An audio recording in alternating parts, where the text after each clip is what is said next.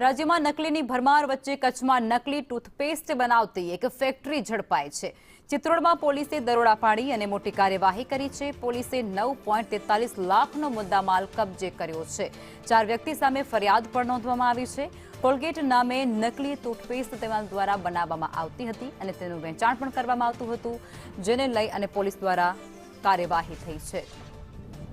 સંવાદદાતા અલ્પેશ વધુ વિગતો આપશે। અલ્પેશ, કચ્છના ચિત્રોડમાં આ ઘટના બની છે, નકલી કોલગેટ બનાવતી ફેક્ટરી ઝડપાઈ છે, શું કાર્યવાહી થઈ છે? કચ્છના ચિત્રોડમાં નકલી કોલગેટની ટૂથપેસ્ટ બનાવતી એક ફેક્ટરી ઝડપાઈ છે।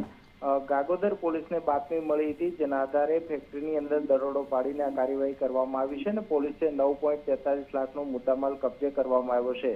હાલ પોલીસે 4 જેટલા શખ્સો સામે ફરિયાદ નોંધી છે। કોલગેટના નામથી આ નકલી ટૂથપેસ્ટ છે તેમનું વેચાણ થતું હતું, જેના સામે આ કાર્યવાહી કરવામાં આવી છે। આરોપી સામે કોપીરાઇટનો ભંગ અને ગ્રાહકોના સ્વાસ્થ્ય સાથે ચેડા કરવાની વિવિધ કલમો તળે હાલ ગુનો નોંધીને સમગ્ર મામલે પોલીસે વધુ તપાસ હાથ ધરી છે। આભાર।